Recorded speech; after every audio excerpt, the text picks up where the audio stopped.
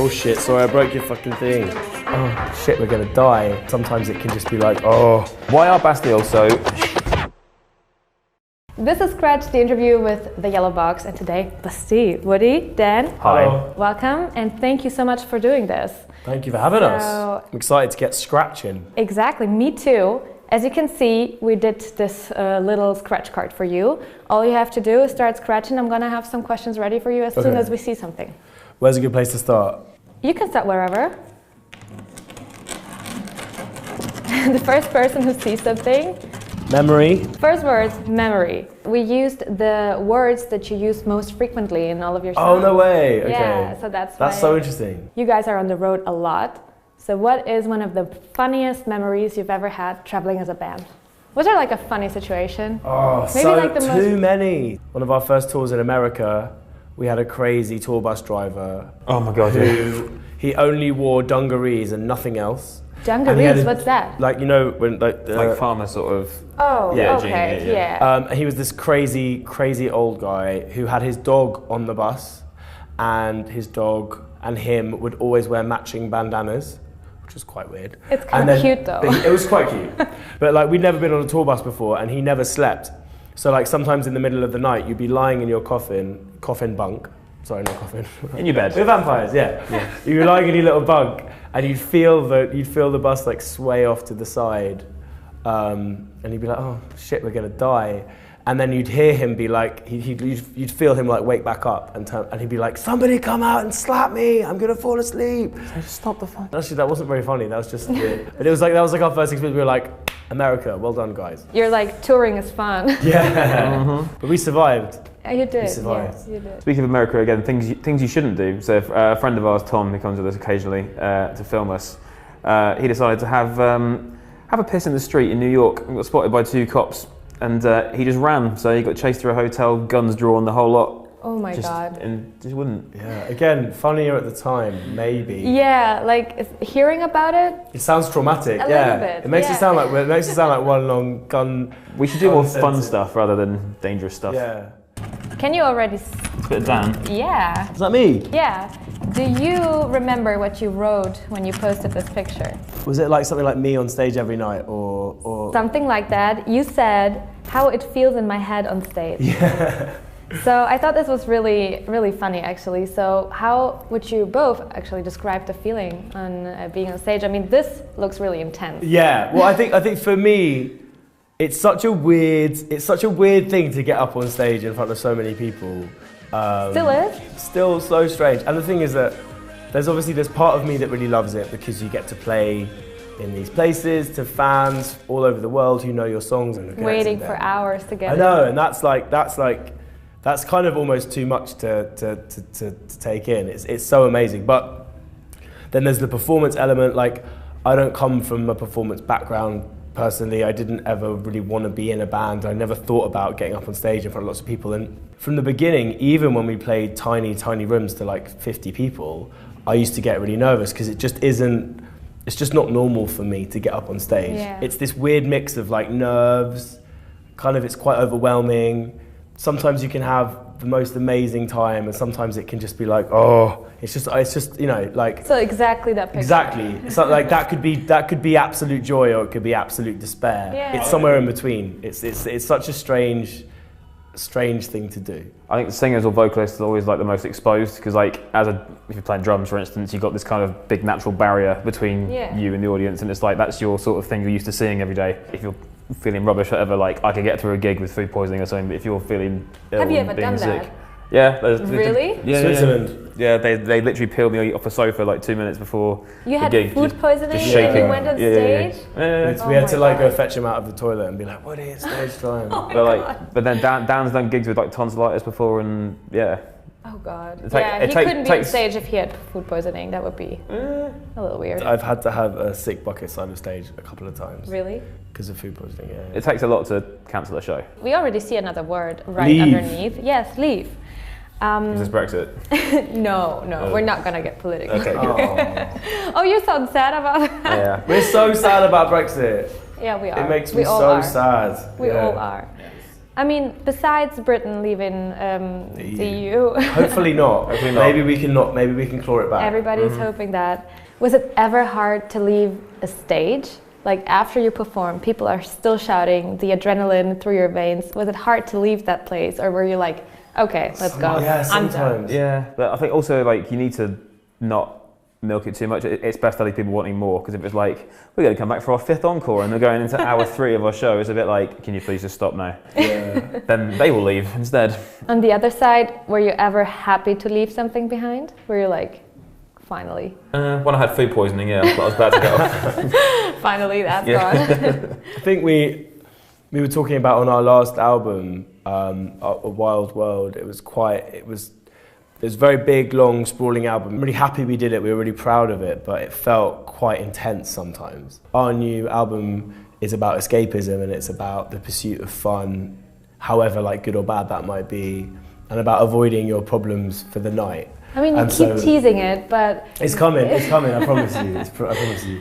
But so I think that our second album campaign, like we love the album, but the whole process of those 2 years, like I'm really glad they're over. Like it's nice to go into a new phase, a new chapter, a new era. Yeah, we've like changed some things behind the scenes.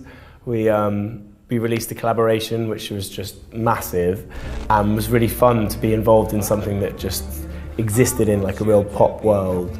And we could just kind of watch it happening from the sidelines. And now we're just really excited to get into our new album. Like we're really proud of it. We're really excited for people to hear it. Us too. Let's scratch on. Let's see what there's still underneath. Oh, we do see several things here. Wow, we've done loads. This one. Okay, so we have Remember here. Yeah. As you said, you come from a history of playing in small pubs, right, in smaller venues. Do you remember the first real gig that you played? Yes, we played in Brighton upstairs in a small pub to about 20 people. How was that? It was great, and the stage was so tiny. The stage was like about half the size of this, so we were all crammed on, like right next to each other. We were quite lucky.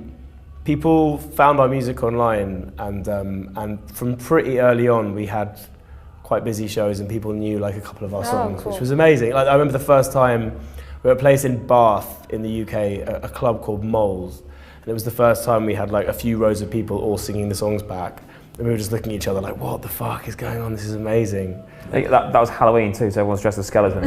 It's really odd. Yeah. A bunch of skeletons singing back your lyrics must be amazing though. Yeah, it was crazy. I do see another word right above it, feel. Mm-hmm. And because we talked about Gloom Days already a little bit, if you could describe the album in one feeling, how would you describe it? It's impossible because it's got so many. I mean, it's about like abandon. It's about recklessness. It's about like intimacy.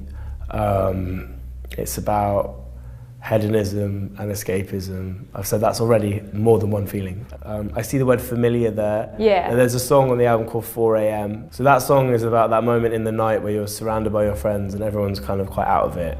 And you're just like at your most comfortable and happy. It's kind of like a love letter to that point in the night and to friendships and stuff.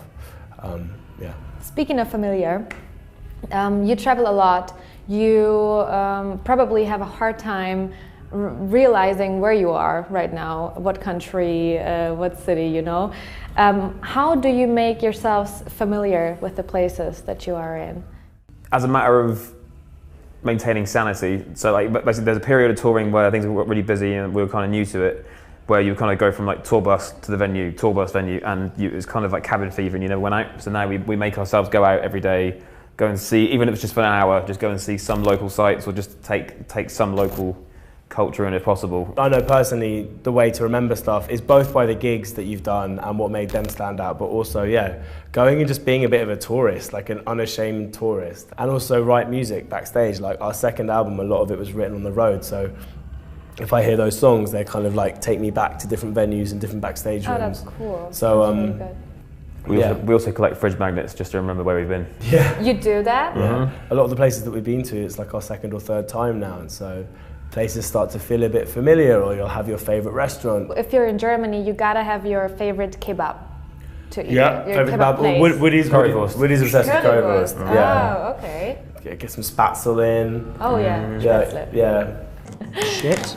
This is part of a YouTube comment. Why are Bastille so... No. Someone wrote, Dan has been through some shit in these videos. I mean, literally midnight, you shave your head off, you're bathing in ice cold water. Yeah. I know you're pretty hands-on with, you know, the music videos, how they are. We actually just did a new video where I play like 5 different characters. Goes through a lot more shit. Yeah. Really? That was, at one point, I was having to lie in the floor in the snow while someone jumped off a car with blood pouring out my mouth. I don't know, I think for me, like I'm a massive film fan. I love dark films, film noir, like horror films and stuff like that. And I think for us, music videos are a place to pretend that we're in a movie for like 3 minutes. The first ever video I was in was for our video Bad Blood. And I was thrown in the sea in the middle of a storm for one shot.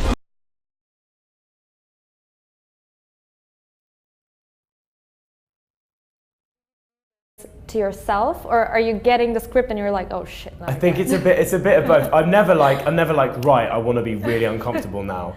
But often I think people know that I'm kind of up for trying stuff, so do it for the art. Yeah, exactly. All right. Yeah.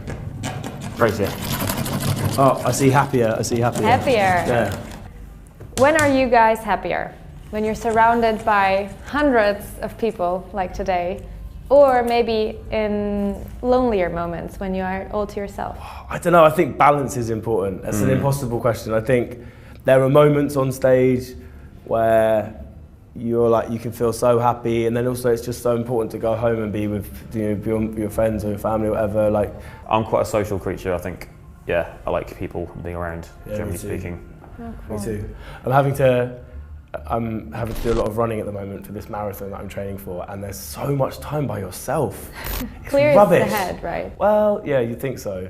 It doesn't? I think it probably does, and it's probably, it's definitely good for me, but I'm always like, what's everyone doing? What's everyone up to? Guys, We've got so much left. Yeah, I know. This is such a good idea. So you went through art, so is it so a lot of the words are lyrics? Yes. Night, that's a good one. Should I charge through them? That's actually one of the most frequent. Yeah, I bet. It is. It's because of like Laura Palmer. Exactly.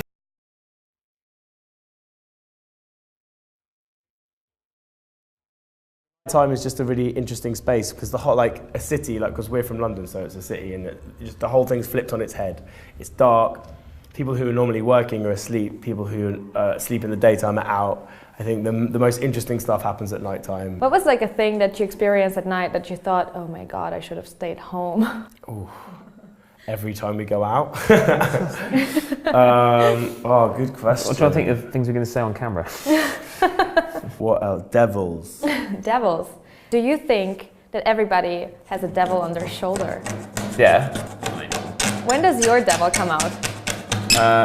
2 drinks. Yeah. Like that. Tops. Yeah. In life and all the time, in relationships, on nights out, like in everything, we all do these like stupid things, and you can tell that it's the wrong thing to do, but you can't stop yourself from doing it. Let's get them all. Avoiding. Oh. Avoiding. You guys are actually the first interview that scratched the whole thing off. Well, I'm too nosy. Right. I wanted to know. Avoiding makes me think of the tour that we're on. Yeah. I mean, are you good at avoiding things? Obviously, when you name your tour like that. I guess so. I mean, I guess you very easily fall into a funk of just kind of sit around all day in the venues, but like let's say we try and get out and see stuff, like I'm trying to pick up guitar more, Kyle's getting back into his photography. Yeah, he is. I'm really excited about the return of Kyle's photography. Yeah. I hope you're not avoiding releasing the album anymore. No. We've handed it in, the artwork is almost finished. It'll be out before Christmas. It'll be out I hope so. It'll be out very soon. We're about to get stuck in. Thank you guys so much. Thank you for having us. That was really fun. Thank you. It was fun for me too, but before you go, we do need you to sign this little box. Okay. Oh shit, fuck, sorry. Oh shit, sorry, I broke your fucking thing. Oh god, I spot a banner on. Yes, it. It's the camera. GoPro in there and all sorts. Oh fuck, sorry. Seeing behind the scenes. Thank you for having us. Thank you. Thank you. And leave some love for Bastille in the comments. Subscribe to this channel for more, and see you next time. See you next time. Well, we won't, but she will.